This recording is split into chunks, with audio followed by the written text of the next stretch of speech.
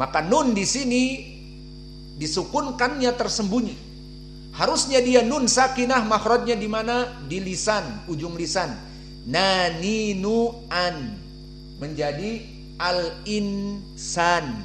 In itu asalnya. Namun karena nun sakinah ini bertemu dengan sin, maka dia di sini ikhfa. Nunnya disembunyikan, tidak jelas, menjadi ing. Itulah makna ikhfa. Dan huruf ikhfa dibaca dengan gunnah. Maka di sini terjadi al-insana dalam keadaan gunnah. Maka makhrajnya dari hidung. Al-insana, gunnah dari hidung. Insana. Lalu bagaimana cara mengecek bahwa dia itu benar keluarnya dari hidung? Tutup hidung kita di saat membaca al-insan. Jika ditutup hidung kita dan tidak kita bisa membaca al-insan, cancelled, operasionalnya gagal, berarti ikhfa kita benar. Coba khalaqal insana, tidak bisa menunjukkan bahwa qiraah kita benar. Karena apa? Karena dia keluar dari hidung dan hidungnya ditutup, tidak bisa keluar. Berarti itu ikhfa yang benar. Maka ikhfa keluar dari hidung, insana. Maka dicoba telunjuk kita di depan hidung kita. Ada itulah ikhfa. Maka dibaca, dinamakan ikhfa karena nun sakinahnya tidak jelas. Tidak dibaca al-insana, tapi di hidung, insana. Maka ini huruf sin bertemu dengan nun sakinah menjadi ikhfa. Insana. Laqad khalaqnal insana. Dan sa di sini ada alif, berarti mat tabi'i. Sa 2 harokat. Insana. Dan na tidak ada mat tabi'i. Laqad khalaqnal insana. Maka sa-nya mat tabi'i. Kemudian fi kabad, maka nun muraqqaqah, bukan dari huruf yang mufakhamah. Dan fi di sini ya sakinah. Sebelumnya kasroh, berarti mat tabi'i, maka panjang. Fi kabad. Adapun kabad, kaf, ba dan dal semuanya huruf yang mufakhamah. Namun di saat kita mensukunkan dal kabad, berarti harus qalqalah. Fi kabad. Maka inilah dari hukum tajwid yang ada dari ayat keempat ini. Maka mari kita baca bersama dari qiraah Hafs an Asim. Perhatikan qalqalah dal laqad, dan juga fi kabad disukunkan harus qalqalah de. Kemudian huruf mufakhamah di sini qaf dan khalaqa, kha dan qaf. Dan yang lainnya semuanya muraqqaqah, dibaca datar. Dan juga perhatian kepada al-insana. Di sini ikhfa karena nun sakinah bertemu dengan sin. Dan juga di sini jangan lupa khalaqona asalnya mat tabi'i, namun karena disambung dengan al-insan ada alif lam iltaqa baina sakinain bertemu dengan 2 sukun, maka hukum dari mat tabi'inya dihilangkan, tidak boleh panjang. Maka mari kita baca bersama, diikuti. Laqad khalaqnal insana fi kabad. Ainal mikrofon ya akhi? Mikrofon ada, disimpan. Laqad khalaqnal insana fi kabad.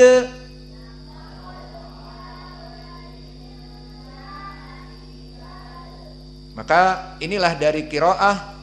Coba dibaca dengan baik dan benar. Iqra ya Hudzaifah. Keluarkan semua makhraj dan sifat dan tajwid. A'udzu billahi minasyaitonir rajim. Laqad khalaqnal insana fi kabad. أعوذ بالله minasyaitonir rajim. Laqad khalaqnal insana fi kabad. Baik. Khalas, cukup. Itu misal saja. Anta turid. Yallah, ikra. A'udzu billahi minasyaitonir rajim. Laqad khalaqnal insana fi kabad. Baik. Maka sekarang kita beralih kepada ilmul qiraah. Apa makna ilmul qiraah di sini? Tadi telah saya jelaskan bahwa Al-Qur'an diturunkan oleh Allah kepada Jibril dan Jibril kepada Nabi Muhammad dengan 7 dialek Arab. Maka seperti di dalam ayat yang kita baca ini ada beberapa perbedaan, dan ini mungkin aneh bagi ikhwah yang baru belajar, kok dibaca seperti ini padahal yang kami dengar dari imam-imam yang lain biasa. Maka ini adalah qiraah yang dulu Jibril menurunkan kepada Nabi Muhammad. Maka di dalam ayat yang keempat ini yang kita baca tadi telah terjadi ikhtilaf dari lughah Arabiyah, dari Arab dulu di saat Nabi diturunkan kepadanya menjadi 3 perbedaan, 3 qiraah kita sebut. Maka qiraah yang pertama qiraah jumhur. Siapa qiraah jumhur?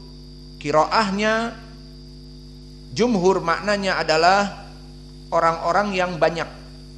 Dari 10 qura 8 membaca seperti ini. Bagaimana bacaannya? Bacaannya seperti yang kita baca tadi. Maka yang kita baca tadi adalah qiraah jumhur. Dari 10 qiraah 8 membaca seperti yang kita baca tadi. Maka siapa saja agar kita kenal? Pertama qiraah Ibnu Katsir Al-Makki. Maka Ibnu Katsir Al-Makki dia muridnya dari membaca qiraah ini dari Ubay bin Ka'ab, dari Zaid ibnu Thabit, dari sahabat, sanadnya kepada Nabi. Maka ucapan atau qiraahnya Ibnu Katsir pertama, kedua Abu Amr Al-Basri, ketiga Ibnu Amir Asy-Syami, keempat Asim, dan ini qiraah antum, hafaz an Asim maknanya Asim, Asim ibnu Abi Nujud atau Asim ibnu Bahdalah Al-Kufi, dan yang kelima qiraah Al-Kisai, dan keenam qiraah Abu Ja'far, ketujuh qiraah Ya'qub Al-Hadrami, kedelapan qiraah Khalaf Al-Ashir atau Al-Bazzar. 8 qura tadi membaca seperti yang antum hafal, qiraah hafaz an Asim. Bagaimana bacaannya? Laqad khalaqnal insana fi kabad. Laqad khalaqnal insana fi kabad. Maka ini yang kalian dengar di setiap masjid dan di setiap qura.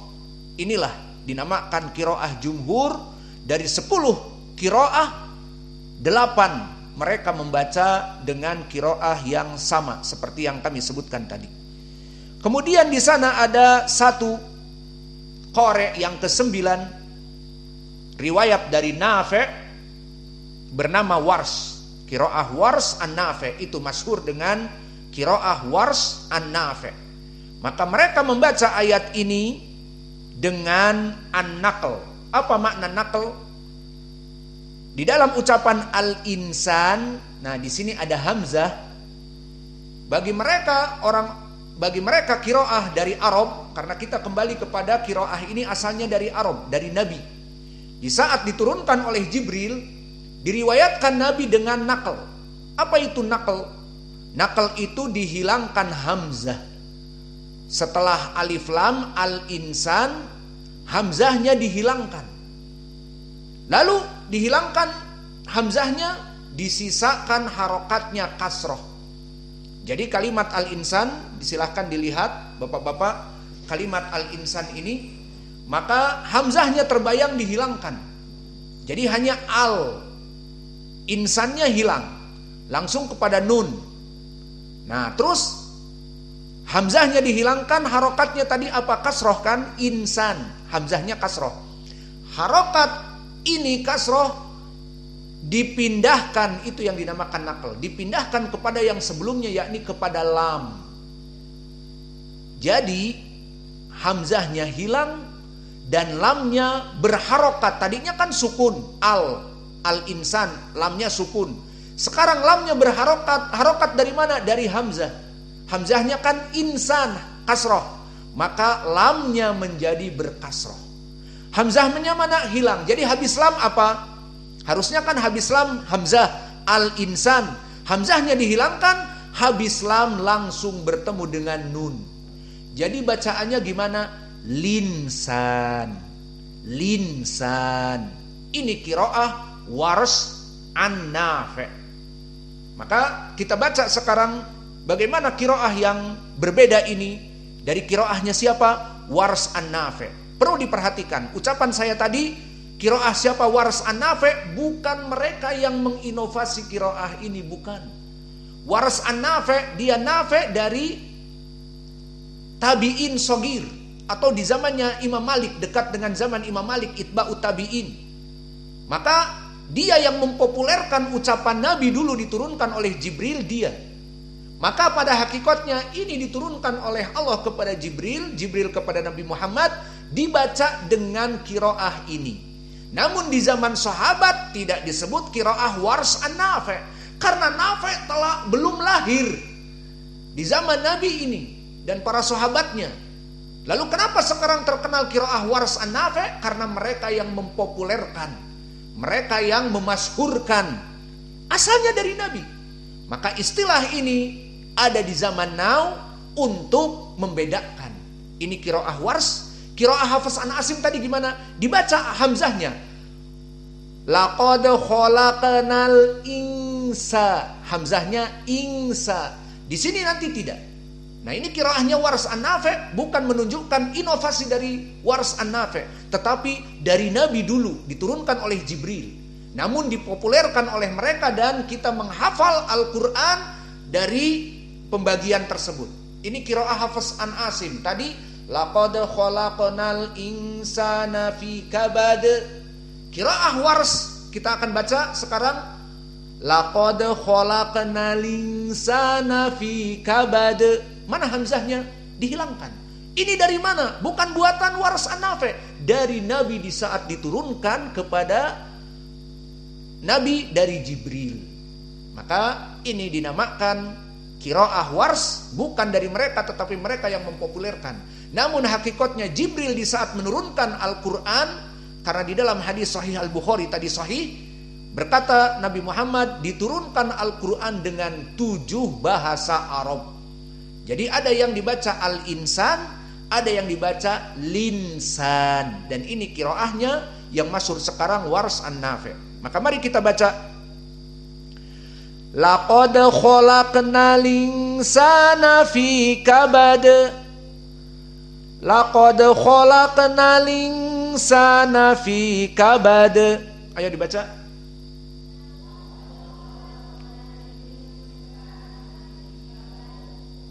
Ulangi lagi.